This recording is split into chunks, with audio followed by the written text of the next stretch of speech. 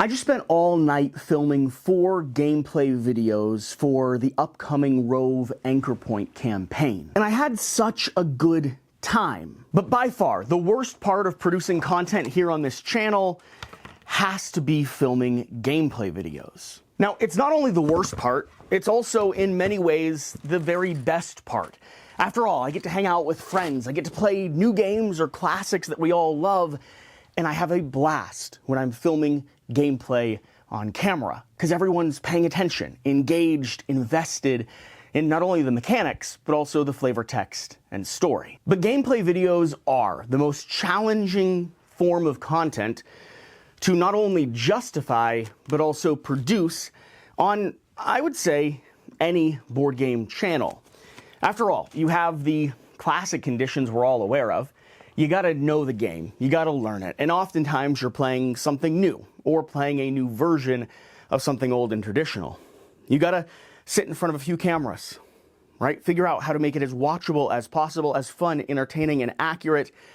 But then comes the part that is by far the most grueling, and also the most unfulfilling when it comes to actually posting the content you just made. I'm of course talking about the editing, the post-processing once you're done filming, like I am, a few sessions. You had a blast filming, you had a really good time. It was well worth that time spent, just like sitting down and learning a board game isn't the most fun aspect of playing, but it certainly is worth the time invested in order to do so. But the editing is another story entirely. There are a lot of different decisions to go through, choices to make when producing and editing and then publishing a gameplay video. And that's what this little quick vlog segment is about. As I clean up the studio a little bit and get ready for West and Dennis to come down next week and theoretically film way too much gameplay content, I wanted to have a conversation with you all, the audience, about what is watchable, what you enjoy, what makes a gameplay video all the better, as opposed to is a waste of time, energy, resources that you'd rather me spend learning something new, working on how it plays, filming more gameplays. I have 10 categories that I want to run through quickly and try to give you context for how these elements go into the actual production process, how much time they might add to the post-production process of any one gameplay video, and then talk to you about some of the experiences that I've had when it comes to posting, uploading, and seeing, perceiving an audience's response or reaction. I want to know on your end, what makes a gameplay video better, more consumable, and what's the objective for you when you sit down to watch? Are you trying to learn and understand the game? Do you want to follow along with every single card? Do you want to just hear a couple of friends hang out, play something ridiculous, and have a good time? That's category number 1 here, right? Would you rather have a gameplay video that is more fun or more accurate? Now, we could add 8 players to the table, but that's definitely going to decrease our ability to safeguard every single rule and rules mistake that might happen. We could play a few game sessions before actually hitting record. We always try to get at least one in when possible so that everyone's up to speed and refreshed recently. But if it's not possible, sometimes we hit record because sitting down and playing is, in our opinion, more important than knowing every single nuance and detail. Mistakes will happen, but it's the good time that tends to matter. Now, I could be wrong on that, so let me know. Would you rather us have an extra glass of whiskey or an extra friend at the table to play, laugh, joke, and spend time just roughhousing? Or would you rather we film less and produce the stuff that we make a little bit more carefully, tactfully, and potentially with less mistakes overall? Question number 2 is about the number of cameras that we run here in the studio. Our production studio, which is right now in absolute terror and wreck, I am working on cleaning it up today, has the capacity to sit maybe 6 to 8 people comfortably and run between 6 and 8 cameras, some of which are vlog cameras like this or B-roll cameras, and sometimes that's these beautiful overheads with multiple angles or shots on tripods getting the full room, close-ups on the table itself, wide shots on the players, etc., etc. But 7 cameras is a lot to put into an editing system. It's a lot to use in a multicam editing track, and so it bogs the whole process down. Would you rather have 3 really good camera angles, or 7 angles, a few of which are excellent, a few of which add extra context, and a few of which are just kind of fun? Popping over to the side, running around the studio space, having a blast. That's a big question. The gameplays that we just filmed, we opted to not use the vlog camera because it adds a decent amount of time to the actual production. We opted to only use 4 cameras, 2 overheads, 1 on us at the table and 1 zoomed in on the game map we are playing, because while boosting up to 5 or 6 would be cool, is something that we oftentimes do, it also creates a barrier in the post-production side of things. I can edit 4 camera angles probably twice as fast as I can edit 6 or 7. And these vlog segments, this type of stuff, I actually have to put in by hand as we go through and cut out and cut in the footage. So they add a lot of time as well. And no matter how many fancy angles, B-roll, music, whatever we add, no matter what, board game gameplay videos still get some of the lowest views across the board. There are some games that stand out as a stark contrast to that. Some campaigns that people love, like Kingdom Death Monster, will usually harbor some good views, or classics that people love seeing a new experience of, like Root. But most gameplay videos will perform worse than top 10 lists, how to plays, tutorials, previews, and the like. But they take the longest to make. So deciding between 4 and 6 cameras, if it's a question of a couple extra hours of production time versus a couple extra dozen views, means that we shouldn't add the extra cameras. It means that we should honestly focus on filming a tutorial, a how to play, or a preview, instead of taking the time to do the extra well-produced gameplay. Point number 3 is something that I just mentioned, but it's the vlog shots. It's the camera angles where we grab this off the table and either zoom in and show you details, we talk to the camera and walk around the studio space. It's one of my favorite elements or things that we add to our gameplay content at the moment. But how do you all feel? Have you seen a gameplay video that we've produced recently with these vlog camera segments included? Have you liked the style of content we've been putting out, filming on this vlog camera over the last couple weeks? Does it make you feel like you're more a part of the community, more in the room, let you feel like you're sitting at the table hanging out with a bunch of friends and playing, or potentially give you a little bit of insight into the game and what's happening, so that if you are following along, we can focus in on a card, a detail, or show you the map in a different angle that lets you follow along a little bit better. Now, the vlog camera is one style that we do utilize. It's the style that I tend to like the most and have the most fun with. But we did a series called Past 2 AM about 2 years ago where we leaned into the tabletop style cutaways.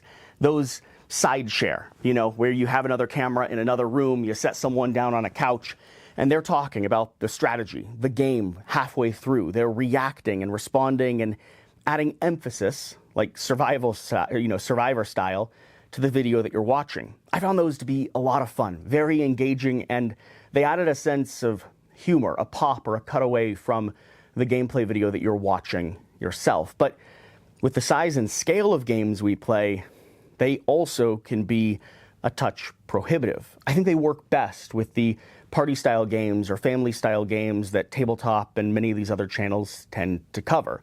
So would you rather us not cover Kingdom Death and cover Catan or Monopoly with strategic, dynamic cutaways with strategy and, commentary on the other players sitting around the table? It's certainly fun to do, but it definitely adds a lot of work. Not only tracking and trying to understand when and how people should make a statement to the side camera, but then also in post-production, editing and putting those storylines together means that I have to know what everyone said when they said it and make sure I fit it into the timeline accurately. Then we come to a style that I did first when I was covering Frosthaven back in the day, and I've done with Kingdom Death and a few other titles since then, Terraforming Mars being one, and it's strategic purposeful card overlays. I'll show you kind of what it looks like, but you can go check out some of those videos to see. In essence, I set up a shot, a close shot, something like this, you know, stylized and looking very aesthetically pleasing, and then one after one, I film on a separate video track a shot of every single card, or the entire rule book, whatever flavor text, just whatever gives the audience more context for what it is we're filming, what we're doing, so that you can follow along, you can read the rules, you can read the flavor text right alongside of us, you can see the cards we are playing as we play them, and therefore be an engaged viewer. I think this looks really good. I think stylistically and production quality-wise, it probably adds the most production value when considering the followability or the value of learning from a gameplay video, the value of seeing and tracking and knowing what players are doing, and being an engaged board game viewer, board game gameplay viewer. It's good for the people that like to leave comments letting us know where we've misstepped or missed some rules, and that helps us and the community be more accurate as we play. The problem is if the answer to the first question I asked, the debate between a gameplay video being more focused on personality, on fun and viewability, as opposed to strategic tutorial-based gameplay content, if the answer is you just want us to hang out, have fun, and you're not paying that much attention, you're mostly just listening to us like a podcast that you can check in on every now and then the card overlays add almost no production value for you at all, but they double or triple the actual production time on our end. So that's the first category of decisions I have to make when deciding how to produce a gameplay video. Am I focused more on fun and personality? How many cameras am I adding to the studio in order to make it as viewable, engaging, and followable as possible? Am I doing a vlog style camera where I have something on the table that I can grab, point, and show off? Am I doing cutaways, conversations, strategic overlays, kind of like we have commentary throughout the course of the video to make it more fun, more dynamic, add in those pops of jokes or that behind the scene detail that everyone enjoys when they're watching a reality show like Survivor or Tabletop? And am I doing card close-ups, cutaways to all the flavor text, the details, the information available there on the table, the stuff that viewers who want to follow the game want to be able to see? Once we've determined those elements, we then have to start asking ourselves the question, which games are we actually going to cover, right? If we're doing X number of card overlays or cutaways or conversations, and part of that comes down to the time we have, the players we have available, and what we think the gameplay video will do, the audience potential that it has. I mean, Kingdom Death is probably worth a little bit more production time than something like Marvel X-Men, for instance, or Marvel United, for instance. But even there, I could be wrong. So what do you prefer? Quick, accessible, 60 to 90 minute gameplay videos, or giant, aggressive behemoths that take 3+ hours to play, table, and cover, but we also might be one of the only well-produced or only produced gameplay videos there on the internet? Are you going to click on a long video? Are you going to watch, enjoy, and stay engaged with it? Or is it going to get less views, less engagement, less watch and retention time, therefore hurting the channel and making it less likely YouTube's going to continue sharing, pushing, and encouraging you to watch the content that we produce that you actually do want to see? Should the size of the game be a big factor when considering whether or not we do gameplay content? Or do we cut a game in half, right? Remove a portion, just make an entertaining segment to allow you all to see how the game functions and flows, but not see the ending? That to me seems unsatisfying, and so I'd lean away from that and lean towards shorter games if that was the decision. Then we have the little elements, and these are 3 in rapid fire succession, the stuff that makes the video a little bit more dynamic and might make it slightly more engaging and viewable. Do we do voiceover, flavor text, or stylized audio narration? And yeah, we could just go ahead and grab stuff from Foreteller and place it with B-roll into the video, but sometimes we like to do and produce our own. Should we emphasize that and make it a feature? Or just kind of read it while we play, skip over a few sections, and don't worry about mistakes as we go? Do we add background music? And I know, I don't want to overwhelm with background music. Sometimes the audio is a little bit not balanced, it's too high or too low, but I'm talking good, subtle background music that fills the silence and draws viewers into the action happening on the table. And then finally, do we add B-roll? Do we film footage of the landscape, right? Beautiful shots of the miniatures, the models, the terrain, and the art that we can place usually in the earlier sections of the video while we're giving you tutorials, while we're giving you an overview, while we're reading flavor text and setting up the narrative we're playing? Or do we just leave it on a flat camera, following and watching us, cutting the table here and there? Does B-roll make the video more watchable? So, voiceover, music, B-roll, 3 more decisions we have to make when deciding to film a gameplay. And then finally, once all of this is set in stone, and some degree of variability exists, of course, but once we have a sense of what our gameplay video is going to look like, and we know the size and scale of the game we're going to approach and try to play, we still have one more decision to make. Are we focused on doing a classic game? Something that is already well known and beloved in the community, whether that's Azul, Everdell, Root, Kingdom Death, one of those that people, a hardcore audience, returns to? Are we covering something brand new? A prototype that's never been seen, a game that just arrived? Are we rushing to be the first people out on content as it stumbles its way into our hands? Or, and the final option, are we focused on a campaign? Whether it's a series of short Final Girl snippets where we have a narrative that we've created, tying them all together, a cycle of competitive Rove games, or not Rove games, Root games, or a campaign game like Rove where we're showing Chapter 1, Chapter 2, and Chapter 3. What type of content? What are you most likely to click on, be engaged with, and be excited about? A title you know, a title you're trying to discover, or a storyline you're trying to follow? That's the final decision. Those shape whether or not and how we go about producing what is, again, some of the most fun, but also some of the most difficult content on, I would say, any board game channel. And so as you answer those questions, I wanted to give you a quick run through of the production timeline we're talking about. What takes a 1-hour gameplay, recorded 1-hour gameplay, and potentially turns it into a 12 or 13-hour production nightmare. If we included all of the stuff I just listed, that's about where we're looking. So you help me do the math and determine what is worth the time and what either needs to be done way more efficiently or not at all. So if I filmed a 1-hour video, right, sitting here at the table, that was the entirety of the introduction, tutorial, gameplay, in and out, 60 minutes. The edit is usually 2 to 3 times the amount of time recorded in camera. So 1 hour of filmed footage is going to turn into 2 or 3 hours of post-processing and editing, from transferring the cards to syncing everything up for a multi-time edit, watching through and making all those cuts, and then exporting on the back end. If I am focused on accuracy over fun, I might double the amount of time it takes to actually produce the gameplay video itself.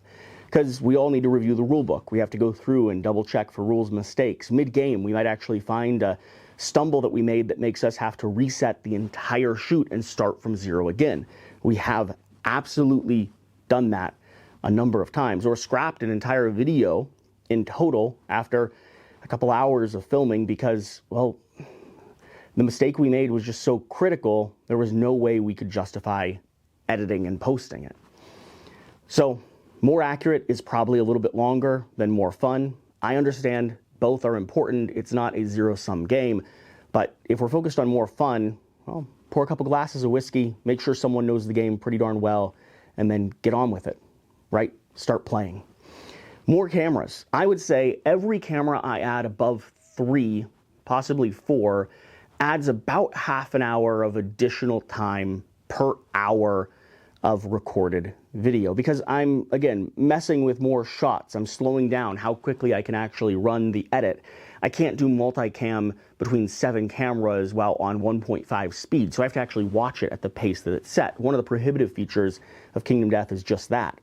We're talking a 2 or 3 hour gameplay video that I have to watch every second of to cut between the number of cameras, insert B-roll, and make as good as possible. If I'm adding vlogs, I think the vlog segments add anywhere from 30 minutes to 45 minutes to a finished edit. So a bit of time, but not a horrifically substantial bit of time. I think they add a lot, but who knows?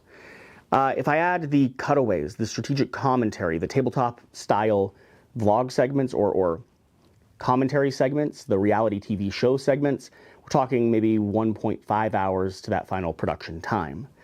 The game length and scale is a big question, but in this case, we're talking about a 60-minute game, which is fairly approachable, right? The bigger the game is, the more complex and harder to manage all of these factors become.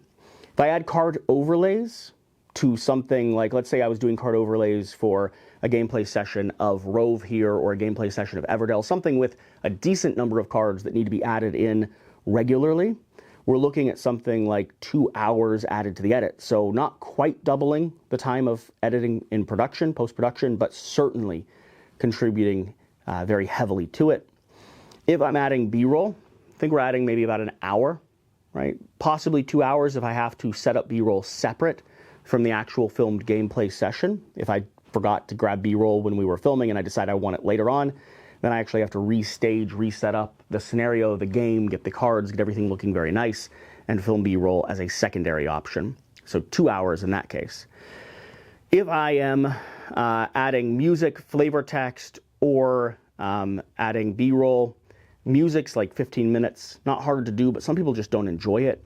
Flavor text and voiceover is probably half an hour up to about an hour, depending on how long the flavor text is and how dedicated we get to featuring it or making it as thematic as possible.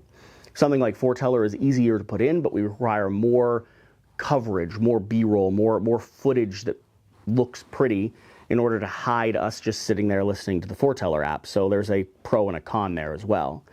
And then depending on the type of video that we produce, classic, campaign, or brand new title, we're looking anywhere from 1 to 3 hours of pre-production, refresh, rules, touch-ups, trying to get the game to the table, making sure we know the story that's being told. The lead up to filming is substantial as well. So there you have it. The entire roster of questions and decisions we have to factor in when trying to make gameplay content. And I'm looking forward to hearing from the few of you that will make it to this point in the video who are going to take the time to respond and let us know what you enjoy watching and engaging with, what matters to you the most here on the channel, and what you think would be the best for our style of content going forward. We'll, of course, fine-tune this and figure out more efficient ways to do it and figure out the thing that we enjoy making the most, or the thing that at least doesn't bar us from producing stuff on the back end. But it is helpful to pause and reflect on the different options we have and determine which ones make sense and which ones just really shouldn't be a consideration at the moment. And finally, I do have one more question or thing to consider for those of you that have made it to the very end of the video. We always have the option of setting up and live streaming gameplay content. We've done that before for some fairly massive titles and had a good time doing so. It allows us to engage with the audience directly, lets us film with about 3 cameras using a foot pedal to switch between a overhead shot, front shot, maybe a detail shot for cards. And other than being a bit of a scheduling nightmare and headache, it's definitely brought some fun moments of engagement, an opportunity to sit down and play without having to do all the post-production and editing required. But live stuff really should be scheduled. Live stuff is riskier because you never know exactly what's going to happen and there's no delay. So whatever happens on camera happens on camera. And on top of that, live stuff is less watchable after it's already complete. Maybe if it's a new game within the first little window or season, but I think it really falls off after that. So would you rather engage with a well-produced video that lives a little bit longer on the channel, that is worth coming back to and consuming at your own speed? Or are live streams just more fun? Get a chance to comment, correct mistakes as we go, engage with us as we explore. Should we do more live gameplay videos? Have that be a little bit more of a feature? I know that's the direction that groups like Dice Tower have seemed to lean in. Lots of decisions, lots of thoughts, lots of cleaning and organizing and preparation to do. But for now, at the moment, I think I'm going to film some card overlays, pop upstairs to the 4-camera recording we did of Rove, and begin whittling away at those edits, because the campaign goes live next week, and I need to be ahead so that I can focus on filming some other things with Dennis and West. Thanks for being here. Thanks for watching. Whatever the case, whatever you do, remember to do the important thing. Get out and play some games. We'll see you later. Bye.